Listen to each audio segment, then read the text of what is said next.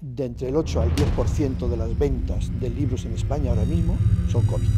Cierto es que el autor español es de lo mejorcito que hay en el mundo. Clase horror. Scholastic. El libro es uno de los inventos más antiguos de la humanidad y el que más ha moldeado y desarrollado a la sociedad. La manera de llegar los libros a las personas ha seguido evolucionando de una manera extraordinaria. En el Grupo Gómez Aparicio llevamos más de 65 años fabricando libros. Hace 10 años fundamos Liber Digital, demostrando que la innovación sigue siendo una constante en la manera de hacer libros. Y sin embargo, los libros siguen teniendo una constante inalterable: las personas. Por eso, el programa de Books and People tiene como objetivo visibilizar el rico ecosistema que engloba el libro en papel, para dar voz a todos los eslabones de la cadena y personas que forman parte. En ocasiones, no tan visibles para el lector. Es un homenaje al libro, a todas las personas que forman parte de este maravilloso mundo y los lectores. Hablaremos con escritores y escritoras, traductores, editoriales, librerías y también con oficios menos conocidos para el lector como distribuidores, imprentas, maquetación, etc., para desengranar las peculiaridades de cada ángulo que compone la cadena del libro. De esta manera, daremos luz a este mapa conceptual que hemos creado para entender la riqueza que hay detrás del libro. En definitiva, Books and People es un tributo a las personas que hacen libros y a los libros que hacen a las personas. Hoy recibimos en el programa de Books and People a Ricardo Esteban, editor jefe de Nuevo 9 Editores, con sede en Madrid. Profesional reconocido en el sector editorial del cómic, la novela gráfica y el libro ilustrado. Creador de uno de los primeros fanzines de cómic de España, Albanta, e ilustrador en diversas revistas, entre ellas la mítica Madrid. Hablamos de principios de los años 80. Su vinculación al mundillo comiquero profesional se ve reforzado con la creación en 2004 del sello editorial D-Books, del que fue su director ejecutivo durante más de 15 años. Abandona este sello para crear uno nuevo, en el que se encuentra en la actualidad, Nuevo 9, desde el que trata de continuar su labor editorial, ampliando las novelas gráficas que edita, tanto de autores nacionales como internacionales, con las obras juveniles más creativas o la literatura ilustrada más puntera. Gracias a su labor hemos conocido en nuestro país a autores como Pierre Alary, Arthur de Pins, Penelope Bagiu, Teresa Radish y Stefano Turconi, Timothée Le Boucher o todos los novísimos autores franco-belgas del label 619. Bajo su trayectoria editorial, multitud de autores españoles han visto cómo sus obras eran publicadas tanto en nuestro país como en el extranjero, así como la consecución de múltiples premios y galardones. Entre los últimos, el premio al mejor libro ilustrado en 2021, con Hércules 1417, de Enrique de Villena, de Pedro Villora y Das Pastoras, y el Premio Nacional del Cómic en 2022, con El Pacto, de Paco Sordo. Entre sus autores nacionales del catálogo de Nuevo 9, favoritos, encontramos a Víctor L. Pinel, Alicia Jaraba, Andrés Garrido, Amelia Navarro, Juan Álvarez o José Luis Munuera, entre otros. Habitual de las ferias de cómic o del libro, siempre está dispuesto a una buena charla o a dar un buen consejo a quien se le acerque con una sonrisa.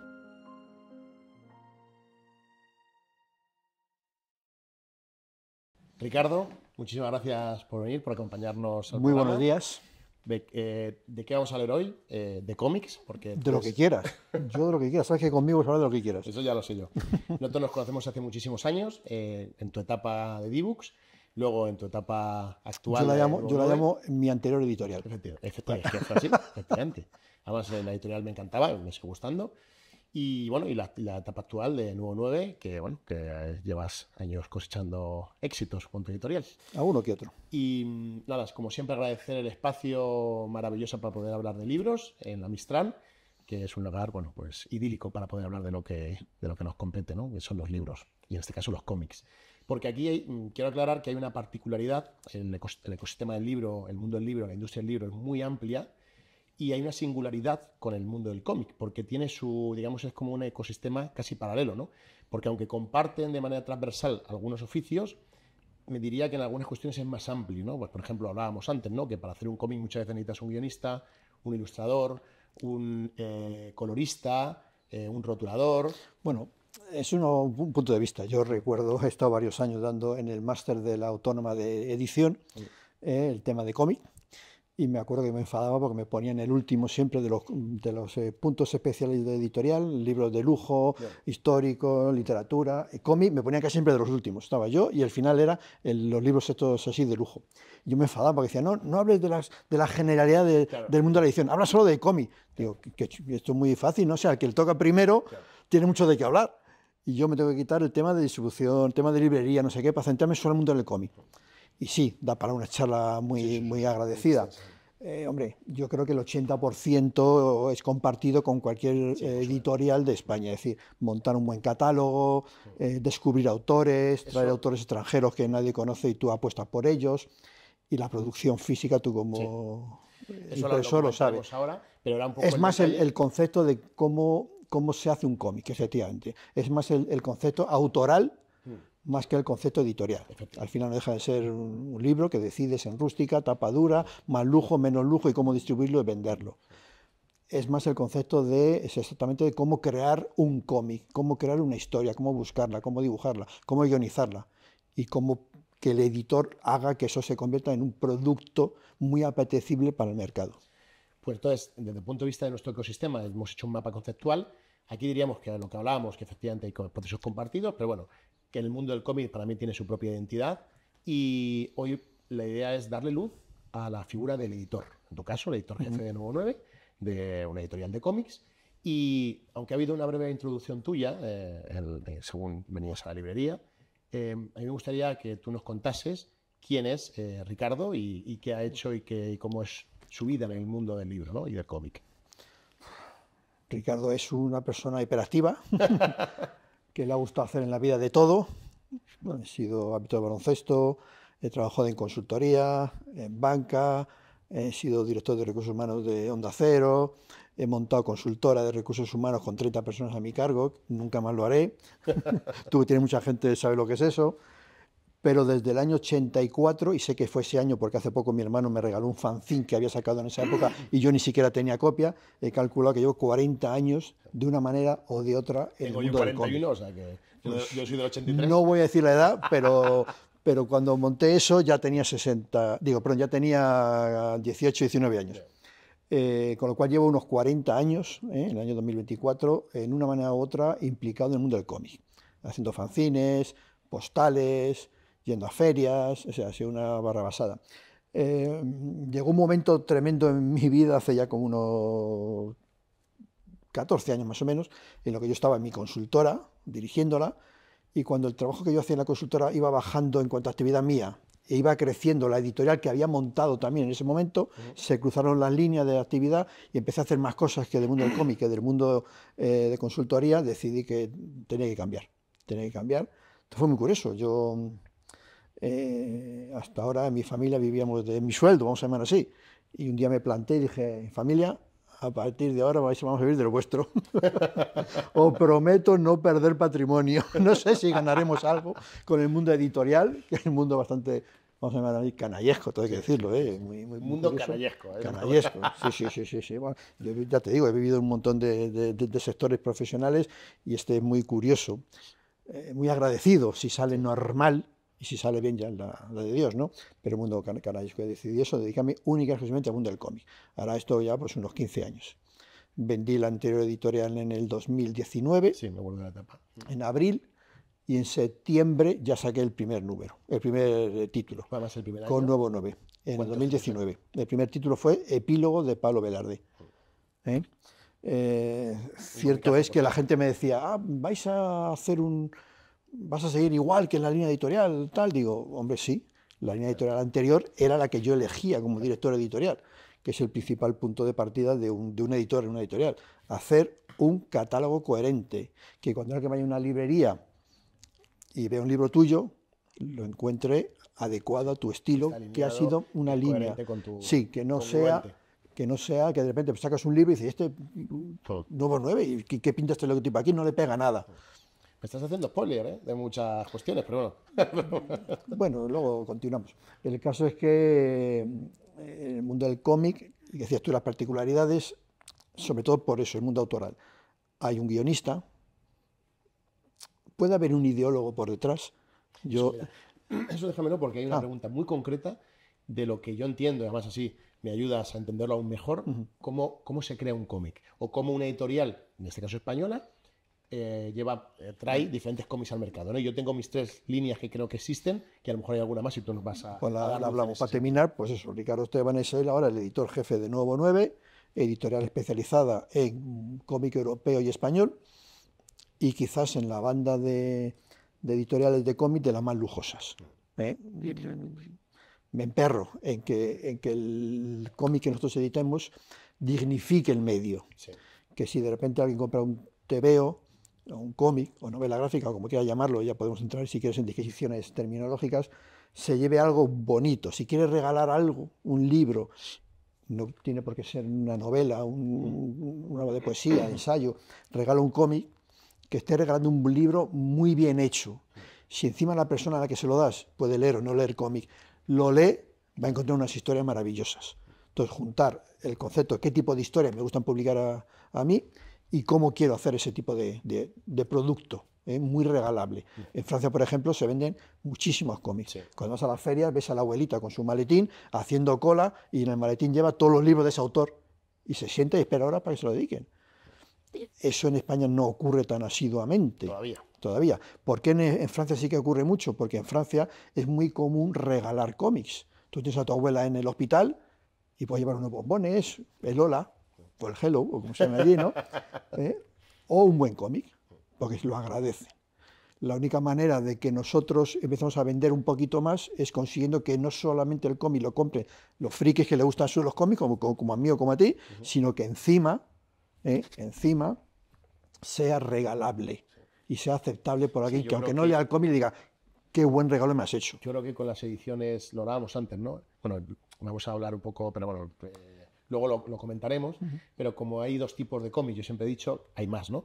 Que hay uno que es el de librería generalista, que pues sientes un cómic, incluso a veces biografías, biopics, adaptaciones de clásicos, etcétera, y luego tienes un cómic más de librería de cómic concreto, pues eso, más de, como lo que hablamos antes, de friki, ¿no? Pues incluso de batalla, de no sé qué cosas así. Claro, la gente antiguamente consideraba el cómic como algo o más de humor, o más infantil juvenil. El cómic realmente no es una línea como tal, es un medio para contar algo. Lo que busca la gente actualmente en ocio es una buena historia. Le da igual que se la des en una película, en una obra de teatro, en una novela, en un buen cómic. Todos son elementos para contar historias. Que es un medio. Es un medio en el que puedes... No lo había visto nunca de esa perspectiva. Sí. Y me encanta, ¿verdad? Es un medio en el que yo, por ejemplo, lo he utilizado para 1000 cosas. Lo he utilizado para enseñar a clientes míos desde la consultora, por ejemplo. Enseñar cómo hacer algo, cómo mover una pieza, cómo llevar los riesgos laborales a tu puesto de trabajo. En cómic, enseñar. Puedes hacer reír. Puedes hacer ilusionar con una buena aventura. Puedes hacer llorar con libros de emoción. Es decir, que es muy amplio. Un oficio, yo me acuerdo claro, que por eso editaste un libro de vinos, ¿verdad? El Reencuentro en Burdeos. Eso fue para un cliente que distribuía vinos de Burdeos en España. Me gusta mucho el mundo del vino. Sí. Con poco conocimiento se siente tener mucha profundidad en ese mundo, pero me abrió un montón los ojos en muchas cuestiones. He hecho libros de vinos, he hecho libros del síndrome de Crohn, que se llama De tripas y corazón, maravilloso. He hecho libros como el de Tranquila, la historia de un niño con síndrome de Down. He hecho libros auspiciados por la Federación Estatal del LGTBI. Es decir, hemos hecho el cómic para transmitir, ya te digo, emociones, aventuras, risas, lloros, y para eso vale. No puedes coger un libro de cómic, y como ocurría antiguamente, llegabas a la librería y lo ponían en la estantería de cómic. No, si es un libro infantil, tiene que ir al área infantil. Si es un libro erótico, tendrá que ir a la sección de erótico. Y de adultos. Y de adulto. Es decir, que ese tipo de cosas hasta ahora, gracias a Dios, ahora en el código de barras que ponemos en la parte de atrás va el BIC, que es una codificación. Los cómics son el FX habitualmente, para que sepa el librero, aunque no lo conozca, dónde demonios tiene que ir un cómic. Ese cómic, porque es un libro como tal, es un medio, con lo cual tiene que ir donde esté ese medio. Vale, continuando, siempre el podcast está dividido en 3 bloques. Las preguntas comunes, que bueno, ahora nos hemos saltado un montón de cosas porque vamos un poco en una conversación, pero las preguntas comunes que contesta todo el mundo, todos los oficios, y me da igual que sea, a lo mejor del mundo más de la literatura o del mundo del cómic, pero de alguna manera transversal. Y entonces, aunque yo creo que lo hemos comentado un poco someramente, pero una pregunta específica con una respuesta concreta. Si puedo, que yo me cuesta, ¿eh? Para ponernos en contexto, y por obvio que nos parezca a nosotros, ¿cuál es la labor de un editor en el mundo del cómic o del libro? En el caso del cómic. En el caso del cómic, el editor lo que tiene que hacer es buscar esas historias narradas en formato cómic y hacérselas llegar al lector. Por medio, lo tiene que poner en un producto, en un empaquetado adecuado para la venta. Pero es buscar historias, buscar autores y ponerlas en manos del lector. Más concreto imposible. ¿Quieres que me enrolle más? ¿Quieres añadir algo?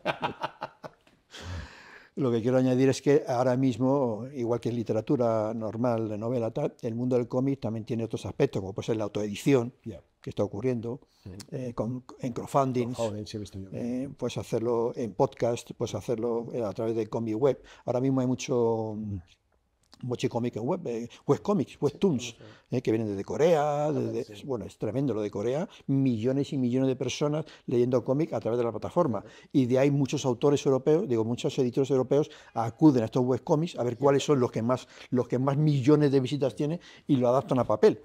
Es decir, lo que antes hacíamos que sacábamos un cómic, vamos a sacarlo también en web para que la gente lo vea. No, está ocurriendo a la contraria. Estados Unidos, Corea sobre todo, Japón, hay grandes páginas de webtoons donde puedes encontrar miles y miles de autores publicándose allí ahora mismo, con lo cual que sea en papel o no ya es indiferente.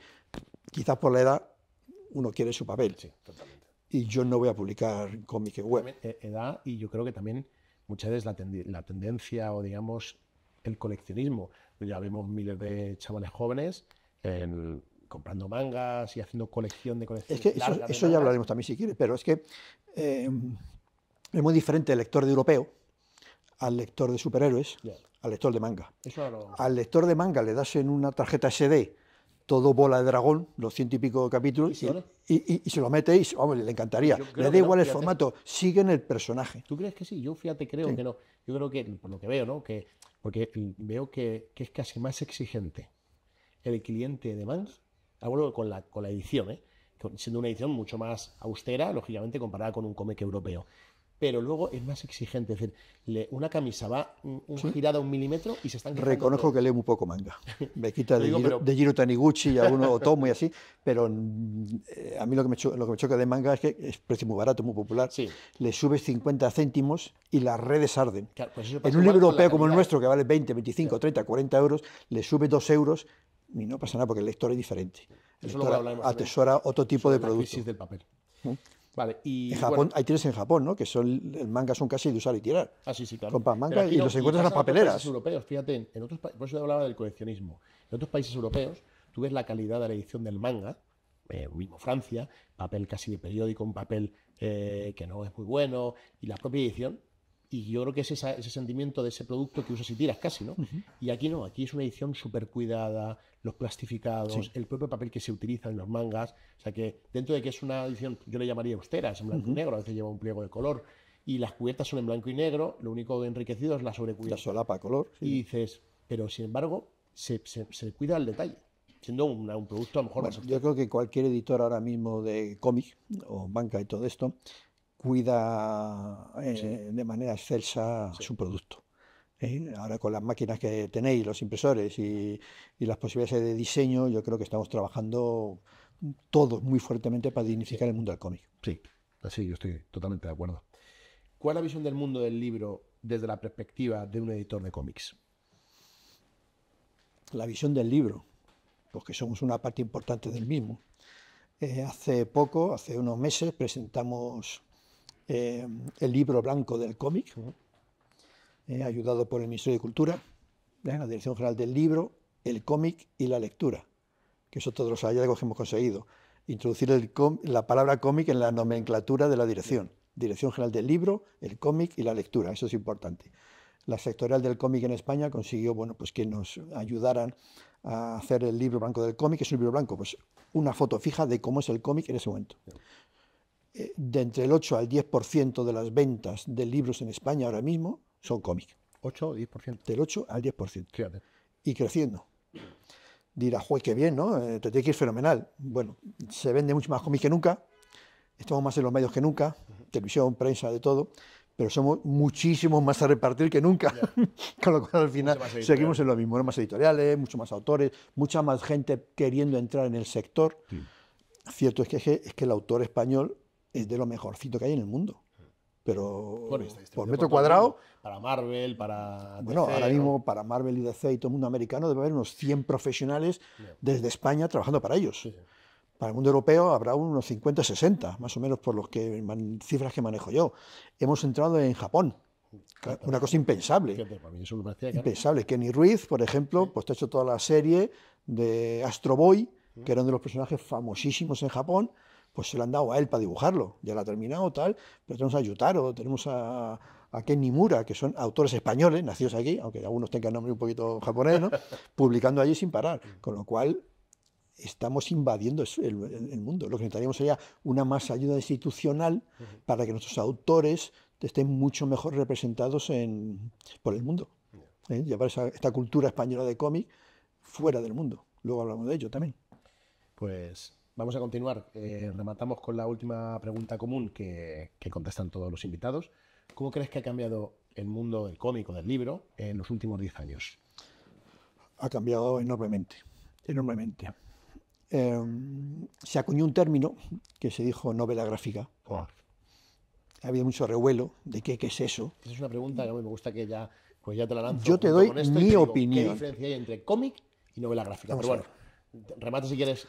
El concepto es que en España hubo un bajón tremendo en el mundo del cómic, de pasar a vender cientos de miles, Jabato, TV o no sé qué, todo esto, pues hubo un parón ahí porque de repente los cómics fueron introducidos en una parte que se llama la librería especializada, con lo cual costaba más encontrarlos. Pero afortunadamente el lector de cómic ha cambiado muchísimo. Ya no espera un año a tener su siguiente Asterix, ya Tintín no, porque no hay, pero tal. Y lo que quiere es otro tipo de lecturas, lo que tú has dicho, biografías, biopics, tema emocional, tema de cultura, otro tipo de lectura se está pidiendo ahora mismo. Eso por un lado, con lo cual obliga a que los cómics no sean esos típicos de 48, 52 páginas, que te leías en casi una grapa, antes había mucha grapa, sino que lo que te exigen es una historia completa, un buen rato leyendo, temas nuevos, hemos introducido lectores nuevos, quizás con mayor edad, y que requieren ese tipo de obra, otro tipo de historias. Por otro lado, quisimos salir del gueto de la librería especializada para la librería general. Entonces, si te das cuenta de todas esas baldas, en ninguna cabe un Asterix. Claro, eso es una de las cosas no cabe. Que como editor te cuestionas de, claro. De formato, de giro. Entonces, ¿qué ocurre? Pues esos álbumes más grandes iban a la mesa. Claro. Pero cuando en la mesa estaba y a la semana no se había vendido, se retiraba. Podías ir al altillo o poco más. Entonces empezamos a producir ese tipo de obra más sesuda, más grande, más interesante, más acorde a los nuevos tiempos que te buscan los lectores con diferentes historias, a hacerlos en un formato que el lector generalista reconoce y usa más habitualmente. Y las librerías manejan perfectamente, que es un formato libro 17 al que 24, la generalidad... 19 por 23, sí. Sí, 17, 24... Bueno, están los formatos típicos de ¿cómo es? 14-21, que es un libro de bolsillo, la novela gráfica como tal, se dice que es 17-24 centímetros. Estándar por excelencia. Claro. Yo, como siempre voy a la contra, le he ampliado un poquito. 19 por 29. 19 por 27. Pero es una diagonal, es decir, las obras de cómic las hacen generalmente en un tipo proporcional y tú reduces o amplías en esa diagonal. Sí, y luego estaría el tamaño francés de Asterix y Tintín, todo eso que es un 22-30 o algo así. Entonces, ¿qué hemos conseguido? Hay nuevas historias que contar, nuevos autores que tienen cosas nuevas que contar, un nuevo formato para que el lector lo cojan con más gracia, una librería que lo va a aceptar mejor y después de estar aquí encima de la mesa puede ir a la estantería, puede ir a otros sitios, o sea, aguanta más en las librerías, y a todo ese ecosistema que hemos creado le hemos llamado novela gráfica. A diferencia de la novela ilustrada. Ya. La novela ilustrada es una novela con dibujitos dentro y ya está. Eso era lo clásico. Es un cómic. Ya. Es un cómic, o TVO, o fumetti, Claro, como yo- dirían los yo- italianos, claro, fumetti, sí. pero... Yo es que siempre me he preguntado cuando... yo Pero mismo, para mí es un dedicándome a concepto esto, digo, no marketingiano. Dice, no, es que queda más bonito. No, es que conlleva cambios en historias, cambios en autores, cambios en formatos, para llegar a un nuevo tipo de lectores. claro. Y esa es la verdad. Gente, Cierto es que hacemos ahora a veces medio engañando. Pues hay novelas gráficas que se hacen como tales. Ya. Y hay otras veces que coges, contratas de fuera, si quieres, una trilogía Ya. y lo juntas en un solo tomo, te sale más gordo, lo bajas de tamaño y dices, ah, es una novela gráfica. Bueno, ya estamos mezclando. Pero el origen para mí es ese.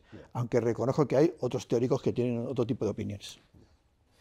Vale, pues bueno, hemos mezclado ahí una de las preguntas ya que eran Vaya, específicas, porque pero bueno. tacha. Tachada.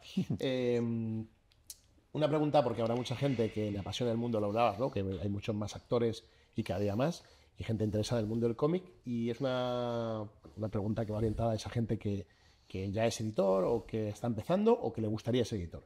¿Qué habilidades o conocimientos consideras esenciales para un editor especializado en cómics? Primero, haber leído mucho cómic. Segundo, tener un gusto especial por la ilustración, la narrativa ilustrada y poder decidir qué tipo de cómic quieres publicar. Yo he visto editoriales que han nacido y un poquito de manga, un poquito de europeo, un poquito de no sé qué, un poquito de no sé cuánto.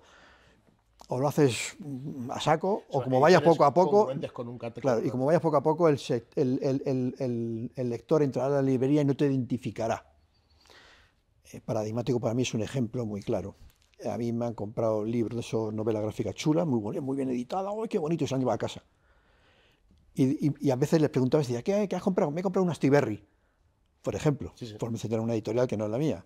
¿Por qué? Porque fueron capaces de asimilar novela gráfica a Astiberri, que fue un logro que para mí me quito el sombrero. Claro. Y ocurría, ahora ya ocurre menos, ¿no? Porque ya somos varios editores emperrados en ese tipo de formato. Pero al principio era así. Es decir, tienes que conseguir cuál es tu catálogo y con qué te van a conocer, ¿vale? Y tener un gusto especial por el cómic.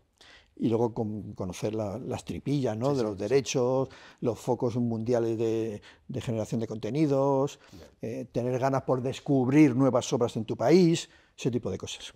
Eso luego también lo comentaremos. ¿Cómo seleccionar los proyectos de cómics que publicas? Que bueno, aquí has contado algo, esta última pregunta tenía algo que ver con esto, pero exactamente... Ahí yo me he hecho mea culpa, es decir, yo lo hago mal. No lo voy a decir, pero yo lo hago mal. Es decir, yo tengo un gusto estético muy franco-belga, muy de línea clara, muy de línea limpia, colores planos, Spirou, Tintín, todo ese tipo de cosas, ¿no? Entonces los autores que yo voy buscando siempre fuera, por ejemplo, son de una dinámica parecida a esta. Y cuando me presentan proyectos, lo hago mal. Me fijo solo en el dibujo. Bien. Es así. Si el dibujo no me entra por la vista, no paso al guión.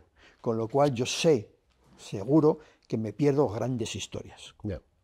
Me lo pierdo. Bueno, pero que yo creo Pero que es una manía mía, no puedo. Me pasa como lector de cómics, cuando yo llego a comprar un cómic, el dibujo tiene que conectar conmigo. Si no, luego y puede haber un guión detrás brutal, pero a mí me cuesta leer un cómic, aunque me esté gustando, si no tiene un dibujo que me cautive de alguna manera. Pero creo que es un error. Igual que cuando tú eliges novela para publicar, te tienes que leer la novela. En cómic es más sencillo. Nosotros recibimos semanalmente 10 propuestas, pero sí, 10 propuestas. Pues es más fácil seleccionar. Si el dibujo no, bueno, manga, propuesta de manga, todo lo que quieras. Sí, ¿no? Que yo siempre contesto. ¿O manga europeo o manga japonés? Español, no, me refiero a propuestas de gente española. Sí. Lo que me refiero. De autores españoles. Algunas fantásticas. Pero es eso, de manga hay muchas, que yo fácilmente le digo, oye, pues muchas gracias, qué bonito, no sé qué tal. Le doy algún consejo y le digo, no publico manga. Claro. Tú hiciste una incursión, ¿no? En su día. Vamos a hacer otra pequeña incursión. Claro. Vamos a traer un libro de Taiwán. Estamos hablando incluso con la embajada de Taiwán para ello.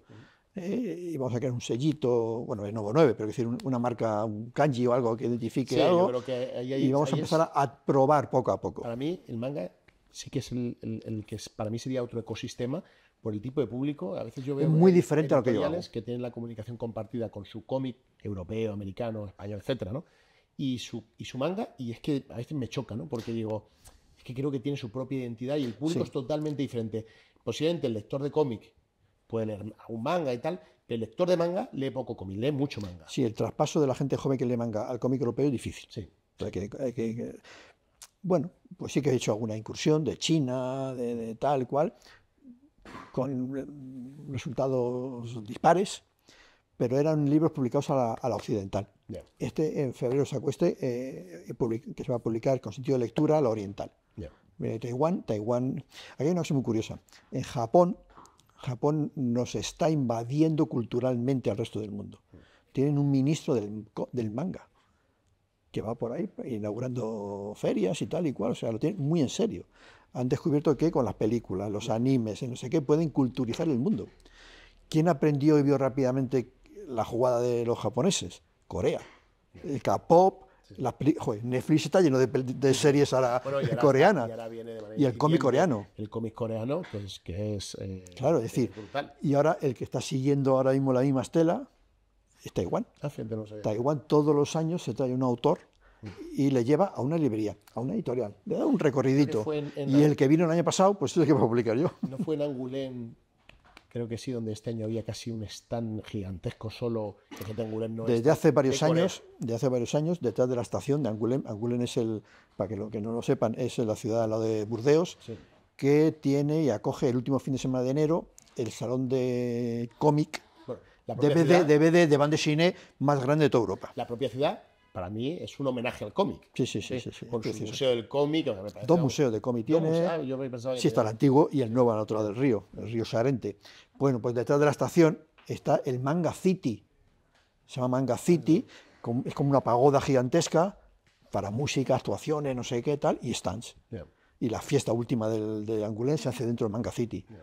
Vamos, es tremendo aquello. O sea que antes era un pequeño pabellón de manga al lado del de Derechos Internacionales, un pequeño pabellón, y lo han quitado para hacer el Manga City porque han visto que aquello, vamos, está creciendo como loco el manga. Entonces, claro, ahora Taiwán. Es una manera. Entonces, ¿por qué no lo hacemos también en España? Es que tenemos los mejores autores del mundo. Yeah. Y deben ser respetados como así, como tal. Sí, además, de hecho, incluso en Madrid este año ya no va a haber feria del cómic, ¿no? Sí, eso es muy sintomático, ¿no? Es decir, ¿por qué en Madrid no tiene un salón grande de cómic? Sí. Institucional. Sí, había uno grande, que era el Expo Cómic y el Expo Manga, pero que lo hacía una persona a título particular, claro, pues Emilio Gonzalo. Sí. Cuando él vendió la marca, pues lo quisieron coger otros, pero no supieron hacerlo. Yeah. Porque eso se hace con amor. Es que es así, se hace con amor. Se hace una de dos. Si eres personal, sí, con amor. Y si lo haces institucionalmente, con dinero. Sí. Mira, el FICOMI es la Asociación de Federaciones de no sé qué, de libreros de la zona, de ahí de Cataluña, y lo montan ellos. En Valencia, Valencia está, vamos, creciendo muchísimo. Además, es una de las ferias que a mí más me gusta. Muchísimo. Yo ya les dije a los directores, el día que consigáis atraer a más gente, igual que todo el mundo va a Barcelona, le vais a hacer la competencia a Barcelona en dos patadas. El año pasado, bueno, todos los años me gusta, yo voy todos los años y me gusta bastante. Y yo digo, ¿qué feria más buena tienen aquí en Valencia? Y la comparo con Madrid, que era un desastre. No, ya Madrid estaba perdido. Sí. Habrá nuevas iniciativas, yo sé que hay varias puestas en marcha. Por otro lado, han crecido mucho otras más chiquititas, como puede ser el Guindacine, para gente joven, el Fancimad, que se hace en la librería Iván de Vargas. Oye, que se juntan ahí en 3 plantas toda la gente, o sea, están creando grupúsculos. Pero un salón de cómic gordo y bien interesante, como merece la capitalidad de España, no lo tenemos ahora mismo. Bueno, siguiendo, te voy a hacer una pregunta que yo creo que es muy, muy, muy interesante. A ver si estoy al hilo de la respuesta. Te adelanto, lo interesante. Sí. Te adelanto.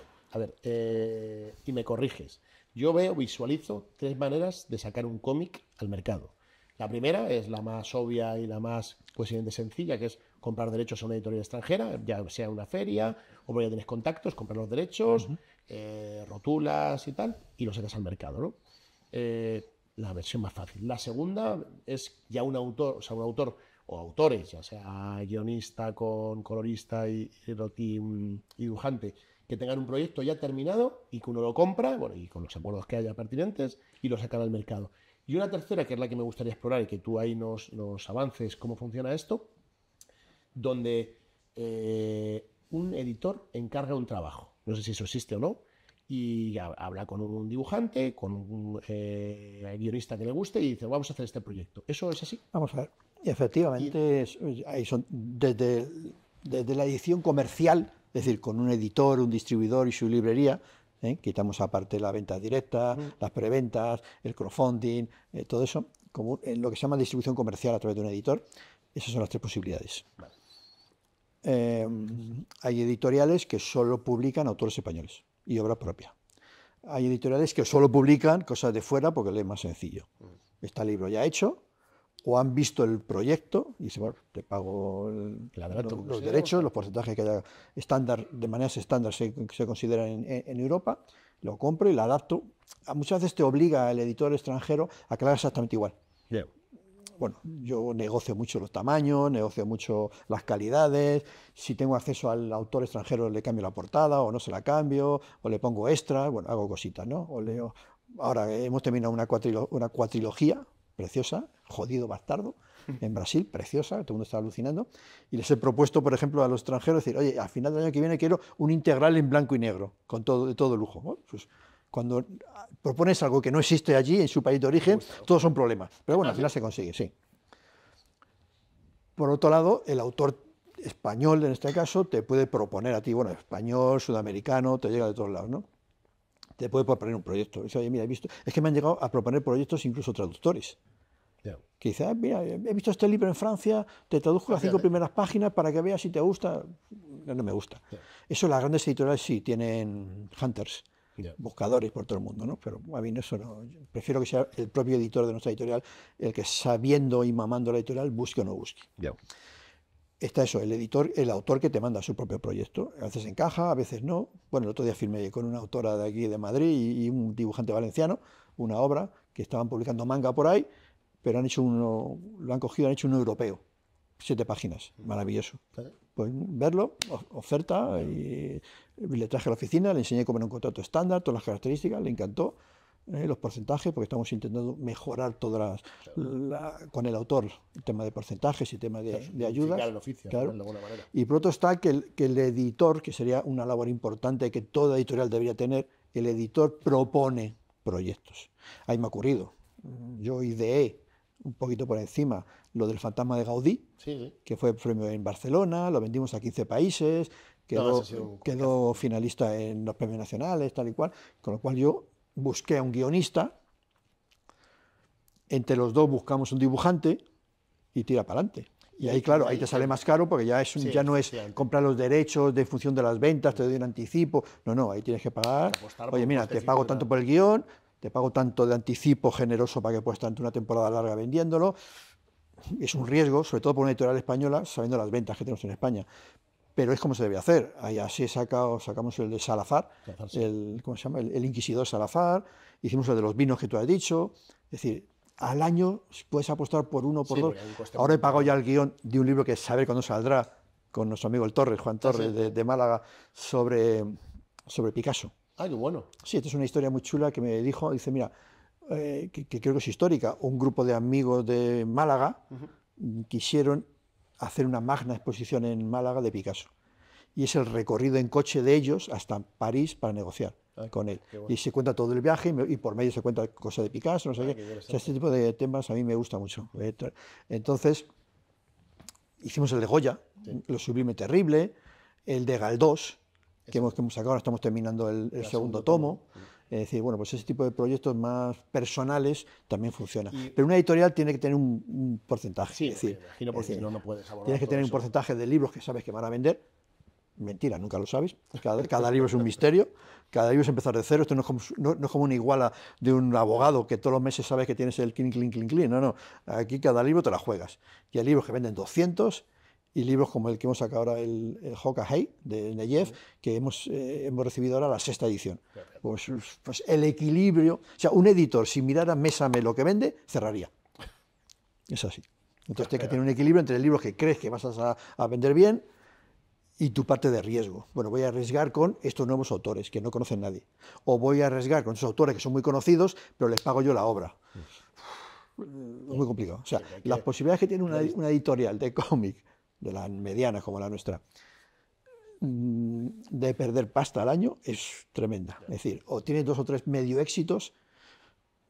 Yo, claro, ya con tantos años en esto tengo un poco el olfato y también no soy muy Es decir, si termina el año y yo digo, hemos sacado, en nuestro caso, 30, 35 libros, ¿son perfectos? Sí. ¿Han gustado? Sí. ¿La crítica han dicho cosas bonitas? Sí. Los lectores, cuando lo ven en las ferias a las que vamos, 7, 8, ¿te gusta y tal y cual? Sí. ¿Hemos pagado la factura? Sí. Pues un año más. Es que es así, es decir, si yo tuviera ahora 40 años, a lo mejor lo vería de otra manera, ¿no? Me obligaría a mí mismo, a lo mejor, a tener un área de manga. O yo que tengo mucho contacto quizá en Estados Unidos, un área de cómic independiente americano. He publicado en Nuevo 9, creo que son 3 americanos o 4. Ahora publicamos una precuela de otro, que vendió muy bien, Little Bird, que tuvo premio en San Diego. Pues han sacado la precuela en Image, pues bueno, pues la tengo, pero son cosas muy minoritarias. Pero depende de la edad y de lo que tú realmente esperes. Yo lo que espero es divertirme con lo que tengo ahora entre manos, que la gente que trabaja conmigo esté a gusto, publicar a los autores que me gustan, que ellos estén a gusto, y divertirme en ferias, en amigos y en entrevistas como esta. Vamos a continuar. ¿Cuál es el mayor desafío técnico que has enfrentado al editar un cómic? Y aparte, ya que nos lo dices, ¿cómo lo resolviste? Desafío técnico. ¿Técnico o un desafío, no sé, personal casi, si me apuras? Desafíos personales hay muchos todos los días. Yo, para que te hagas una idea, desde que llego a la oficina hasta que a media mañana salgo a desayunar, ese primer tiempo lo dedico solo a contestar emails y ¿cómo se dice?, a arreglar entuertos. Y luego, después de desayunar, cuando me pongo a trabajar realmente. O sea, te tienes toda la mañana porque siempre hay 1001 problemas. Hay 1001 problemas técnicos en cuanto a la propia edición, la grande subida de papel que hubo. Sí. Eso es una pregunta que tenía. Pues sí, eso es un problema técnico importante. Es decir, sí, pues era hablar de de toda tu carrera profesional, que es muy extensa, que algún momento crítico que hayas tenido que gestionar y que dices, esto se me da las manos, ¿no? Como puede ser la crisis del papel, que fue un momento crítico, ¿no?, en el sector para todos los editores. Yo creo que la única crisis, o lo único que debe entender el editor para evitar esa crisis, es hacer de psicólogo. Cada autor es un mundo. Cada autor tiene su problemática, familiar, empresarial, económica, de objetivos personales, y cada autor merece un trato diferenciado. Y el no saber eso conlleva que a veces te enemistes con alguno, que se crea que le has engañado por algún motivo. Entonces, claro, tienes que presentar, mira, la factura de tu tal, o tiradas, y dices, oye, es que este libro lo veo por todos lados y no me he enterado de la nueva tirada. ¿Cómo que no? Mira, el email, fotografía de las páginas del distribuidor con las entradas, las salidas. Yo creo que deberíamos obligarnos los editores a ser más transparentes. Más transparentes en el sentido de, oye, pues cuando sacas el libro, mandarle la fotocopia de la factura de la imprenta. Claro. Para saber lo que realmente vale. Claro. Es como cuando dicen, el que salga del hospital, de la seguridad social, envíale la factura, que no va a pagar, pero para saber lo que vale. Pues hay veces que se asombran y dicen, coño, 11.000 pavos la primera tirada. 11.000 pavos. Para que la gente entienda un poco, además tú que manejas bastantes números en ese sentido, para que más la gente lo entienda, un cómic de 17×24, tipo novela gráfica, que tenga 128 páginas, por ejemplo, entre traducción. Pues mira, un libro de 128 páginas de ese tamaño a color, no sé qué, que pueda estar en el mercado en 22 euros, 25 como mucho, 25. Pues te puede costar unos 2.000 euros los derechos, tanto sea autor español como contrata fuera, unos 500, 600 euros los materiales. Sí. Los materiales son que te den el CD ya para trabajar con ellos, que la traducción te valga otros 500 euros, que la maquetación otros 500 euros, que la impresión de unas 1.500 copias esté en torno a 5 o 6.000 euros. ¿Por el papel? Métele algo de marketing. Claro. Yo que hago muchos posavasos, póster, chorrada, no sé qué. Asignarle otros 500 euros de marketing. Pues 6, ¿qué se pone? 10.000 euros, 11.000. Un libro de 22 euros. Sí. Pues claro, el punto de ruptura de equilibrio pues está muy alto. Sí. Es decir, pues te digo que a veces... Ahora, tengo que imprimir un libro de 500 y pico páginas, a color, de ese tamaño, no sé qué. Yo que siempre he impreso en España, pues me estoy pensando en mirar fuera, porque dije, es imposible. No, eso no se puede. No, pero te digo mi resultado. Mi resultado es que es mucho más barato fuera, pero hay un coste de transporte tremendo, Bueno, al Y, final y lo que luego uno tiene que 12 ver- semanas de transporte en barco. Digo, o sea, que un libro de junio tengo que mandarlo ya. Ya. Entonces, claro, eso también imposibilita muchas cosas. Con lo cual hay que confiar en lo que hago yo. Apretaros. Apretaros me y ver consta. qué ocurre. Y que al final dice, venga, pues 3 euros más el libro. El otro día estoy hablando con editores. Y me dijeron, no, si es que ya más de la mitad de nuestra tirada ya es en rústica. Claro. Sí, pero fíjate, No baja tanto realmente. claro, no baja tanto, No porque baja lo más caro tanto. realmente. Lo primero, más caro, la gente cuando esta padura cambia un poco, es el papel. Papel es que es El papel es la tremendo. partida más grande, y sobre todo con los precios que tiene actualmente, porque después de la crisis de papel sigue estando caro el papel. Pero es que la filosofía es muy sencilla. Hay crisis de papel, ¿vale? En Europa no se puede porque es muy caro. Lo traemos de Japón, perdón, de China, que es más barato. Viene el papel de China. No, ¿cómo fue? Fue al revés, fue al revés. De China no venía por el problema. Y lo compramos en Europa más caro. Bueno, nosotros Entonces, de entramos- repente, en China ya sí que podemos cogerlo. Y dicen, coño, si esta gente ha estado 2 o 3 años pagando el papel muy caro en Europa, ¿para qué se lo voy a poner yo barato? Se lo aparte, pongo al mismo por precio. ejemplo, en nuestro caso, eso no sé quién comprará. Es difícil encontrar papel chino. Nosotros, por ejemplo, todo lo que compramos, como lleva certificados FSC, está comprado en todo el norte de Europa. Esa y es en otra, que España es también, que o en Portugal. tiene que ser en Europa, claro. Claro. Yo solo he sacado un libro en Nuevo 9 impreso fuera. Y fue porque, por contactos, yo recuerdo que ha habido épocas en que yo he coeditado libros claro, con que- Portugal, España, Italia y Polonia. Pues me llamó el polaco, oye, que tú publicas a Tony Sandoval, sí, oye, he comprado estos derechos, pues yo también los tengo. Yo lo quiero para mayo, pues yo para septiembre. Bueno, lo imprimimos juntos, Claro. lo almacenas y tú Cambio lo sacas. solo de Entonces, claro, plancha de negro y ya está. digo, ocúpate tú. Claro. Baja un poco, pero tienes que adelantar producción, Bueno, ir más baja rápido porque al final y estás rezar que salga imprimiendo bien. más cantidad y solo cambian un proceso que es el cambio de lo que es el negro, la impresión de negro, que es lo que... Claro, tiran todo el color Claro. y luego dicen, cojo todo el color y digo, ¿cuántos son para España? ¿1.500? 1.500. Para Polonia, 1.000. Para Italia, tal. Y baja el precio en ese sentido de planchas y de tal, pero cuesta. Bueno, no hemos hablado de algún desafío concreto, pero bueno, hemos hablado de... Sí, el de los autores sobre todo. Para mí es el de los autores sobre todo. Pero te voy a hacer una pregunta. ¿Cuál ha sido el cómic de toda tu carrera, de todo Mi carrera. Digo, nuevo, incluso cuando colaboraste con Planeta, que más ilusión te ha hecho publicar? Hombre, son varios. O sea, te hace ilusión redescubrir autores por ahí que no se conocían en España, ¿no? Traerte a un Pieralari, un Arzu de Pin, Timothée Le Boucher ahora, Teresa Recci y Stefano Turconi de Italia, empezar a volver a sacar al Torres adelante, que me parece un fantástico. Ese tipo de cosas a mí me ilusiona mucho. ¿Pero cuál es la pregunta? ¿Cuál es el cómic que más ilusión? A ver, yo desde el principio de mi anterior editorial, cada vez que iba a Angoulême, decía Dupuy, quiero Spirou, quiero Spirou y Fantasio dentro de mi editorial. No, porque lo tiene Planeta y tal y cual.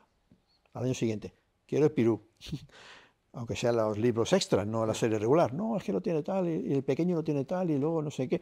Vale, un año y otro y otro y otro y otro. Al 8º año algo pasó que dijeron, vamos a cambiar de editor. Y me lo dieron a mí. Pero todos los años, ¿eh? De hecho, ahora, al vender yo la editorial anterior, se ha quedado con la editorial anterior. Yo estoy publicando cosas que rodean, ¿no? Como el Conde Champiñac, el Super Run, el pequeño Marsupilami, todo ese tipo de cosas. Y cada año que voy, digo, oye, quiero que se lo quites a mi anterior editorial y me lo des a mí. Pero claro, es difícil, mientras se paguen los derechos, tal, es muy difícil ese tipo de cosas, ¿no? Pero a mí me hizo muchísima ilusión de haber leído Tintín y Spirou y Fantasio de pequeñito y luego haber estado años publicando los integrales, las series regulares, los libros especiales de Spirou durante casi 5 años, la última etapa mía de allí. Me gustó mucho y lo disfruté. De hecho, ahora hay un parque en el sur de Francia, el Parque Spirou. O sea que tengo que ir a verle, a ver si me invitan. Por rematar las dos últimas preguntas, bueno, esta la voy a dejar para el final del bloque de preguntas específicas. Pero bueno, tiene que ver más con el propio mercado del cómic. ¿Cómo es el panorama actual del cómic en España y a nivel internacional? ¿Tendencias o bueno, alguna conclusión del mercado? Claro, yo soy más... ¿Crecimiento? Yo soy muy de mi sector, ¿no? Del cómic europeo. Yo sé que en Estados Unidos pues, ha habido un gran bajón, ya no son las ventas tan grandes que había en su día. De hecho, en Estados Unidos es curioso. Yo estoy convencido que pregunto a cualquiera por la calle que lea cómic americano y le digo, ¿cuál es la editorial que más vende? Nunca acertarías. Yeah. ¿Tú qué editorial crees que...? DC o Marvel. ¿Ves? Clase error. Scholastic. Ya la conozco. Scholastic es una editorial gigantesca que publica mucha novela gráfica para colegios, para grandes librerías. Por ejemplo, ¿cuál es la obra? A lo mejor me equivoco, pero de las más vendidas en América no es ninguno de Marvel, es el Policán, que es un perrito dibujado en tal que vende millones y millones y millones. O sea, es algo sorprendente, ¿no? Bueno, pues en Estados Unidos el manga el cómic superhéroe está bajando, ya no son las cifras de antes. Yo creo que se vende mucho más, pero porque hay más lectores, pero ya no hay esos grandes picos de autores. Cierto que en Europa, en Francia, por ejemplo, el mundo franco-belga, sigue vendiendo cada vez que sale un Asterix, pues brutal. Bueno, aquí lo vemos. Aquí brutal. Cada vez que se hace un Asterix. Brutal. Con lo cual tampoco son las grandes cifras de la... Bueno, a lo mejor sí hay libros que venden 200.000 y 300.000, tal y cual, ¿no? Ya no hay esas grandes cifras en grandes cómics, en muchos cómics. A mí lo que me ilusiona mucho de Francia es que algunos de los cómics más vendidos son de autores españoles. Ahí tiene Black Sad. Eso es una tendencia. Cada vez que sale Black Sad, pues arrasa. Se pone a lo mejor y dice, los 3 libros más vendidos de Francia. De todo, no de cómics, sino de todo. Este año fue el segundo, era Black Sad, por ejemplo. Y a mí eso me encantaría que fuera en España. Que dijeran la lista de los más vendidos. España... Y que había entre los 10 primeros algún cómic de vez en cuando. Pues hay muy poquitos, muy poquitos. ¿Por qué en Europa gustan tanto los cómics de autores españoles? Porque la calidad es máxima. A mí me encantaría que la industria, por llamarlo de alguna manera, del cómic en España, que todavía está un poco en pañales, sí tenemos Planeta, DC, tenemos a Panini, tenemos a Tiberri, tenemos Norma como puntera, pues entre ellos hacen el 80% del mercado, ¿no? Pero el resto, llamarnos industria, cuesta todavía decirlo, ¿no? Que la industria francesa cada vez mira con mejor cariño al autor español. Por eso cuando me llegan buenas obras a mí, que digo, sé que esto se tiene que pagar de cojones, tiene que pagar bien. Yo no puedo. O no hay nadie en España, salvo dos o tres editores que puedan. O tienes una capacidad de distribución muy potente. Gástate y vete a Angoulême a enseñarlo. Caso paradigmático. Yo me acuerdo cuando yo hablaba con el ICEX, Instituto de Comercio Exterior, oye, para que nos ayudes a ir a Angoulême, tal cual. Y dice, Angoulême, pero si eso es como coger el metro, está ahí al lado. Pídeme para ir a Singapur, para ir a Nueva York, para ir a no sé qué, pero Angoulême está ahí al lado, vete. Pues eso lo digo yo a los autores. Si no sabes francés, en inglés, y ahí te van a ayudar. Si tu obra es buena, te van a mirar con las puertas de cualquier sitio. En cualquier sitio. Vete con un amigo que sepa inglés, que sepa francés, acércate si estás ahí. Porque es que merece que el autor español se le pague muy bien, porque es muy bueno. Y ahí me da una rabia que la industria, el concepto de industria de cómic en España no soporte todo lo bueno que se fabrica aquí o que se crea aquí. Yo creo que es una labor de seguir haciendo pedagogía, de seguir dándole visibilidad al mundo del cómic y que, porque al final todo se traslada a la por venta, nuestra parte, si hubiese unas ventas como puede haber en Francia. Claro, es que si de aquí vende un libro, vendemos 1.000 en cómic, pues allí venden 15.000. Claro. Pues, ¿cómo luchamos contra eso? Claro. Entonces, claro, nosotros, desde que creamos la sectorial del cómic, yo soy el vocal de editoriales, estamos luchando para que las instituciones públicas nos ayuden a visibilizar. Hemos logrado conseguir el Día Nacional del Cómic, 17 de marzo.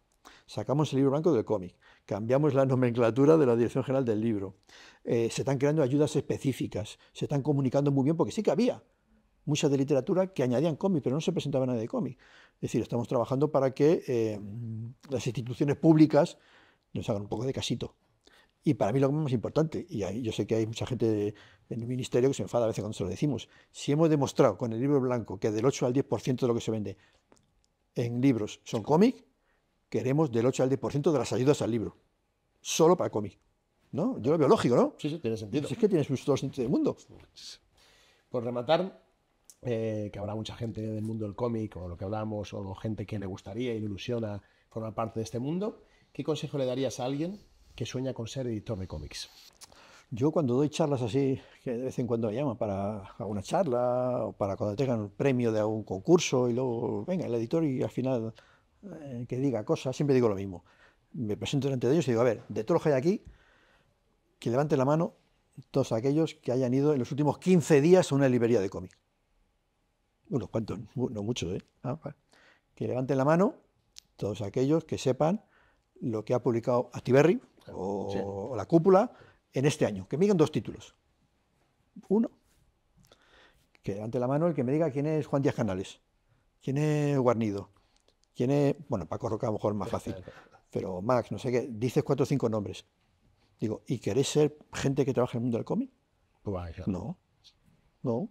Que yo el 30% de mi tiempo lo dedico en ver qué hacen otros en Internet, qué publican, qué no publican a nivel europeo, a nivel internacional, cómo se vende en las tiendas, recorro tiendas, que me digan qué es lo que más se vende, cómo se pone, cómo no se pone. Es decir, estoy al tanto de mi sector. Yo creo que sé casi, dentro del ámbito de mi línea editorial, lo que me gusta a nivel europeo y español, qué se hace y qué se deja de hacer, y qué funciona y qué no funciona. Si no estás metido en el sector, no puedes ser editor de cómic. Igual que no puedes ser dibujante de cómic, si te emperras en hacer un cómic, es que me llegan proyectos rarísimos que digo, pero este hombre no ve lo que se está vendiendo, no ve lo que se está creando, lo que se mueve. Pues en el editor de cómics es igual. Tienes que vivir y mamar y respirar el mundo del cómic. Tienes que ir a la librería de cómic, a la librería generalistas. Eso es un baremo importante. De todo lo que hay en el sector del cómic en España, ¿qué se entra en la parte generalista? ¿Y por qué? Porque aparte de Asterix, Paco Roca, no hay 2 o 3 más, Persepolis, no sé qué. Bueno, pues debemos insistir, debemos demostrarle a una librería generalista que el metro lineal de cómic también es muy rentable. Bueno, pues eso hay que conseguirlo. Y un editor de cómic, si no respira eso, pues no puede ser editor de cómic. Vamos a empezar con las preguntas finales ya para rematar el Son las bloque. difíciles ya, Las más difíciles. donde me pones ahí en un brete. La parte emocional. ¿Qué cómic, te iba a decir libro, pero bueno, porque siempre hablamos de libros, pero bueno, en tu caso, ¿qué cómic recomendarías a la gente que nos está viendo y el motivo? Dentro de mi línea editorial, lógicamente, ¿no? Bueno, puede ser del es decir, de mercado, cualquier puede ser editorial, cualquier pero... editorial, o si quieres de la tuya, es decir, lo que realmente, el cómic que tú recomendarías a alguien. Es que los gustos de las personas son... Pero bueno, eso es tuyo, es tu gusto. Claro. Yo le recomendaría a alguien... Mi gusto, ahora mismo, si alguien quisiera entrar en el mundo del cómic, que está acostumbrado a leer libros, historias, aventuras, tal, yo le recomendaría que cogiera... Hay 2 autores maravillosos ahora mismo, vamos a llamar europeos. Sí.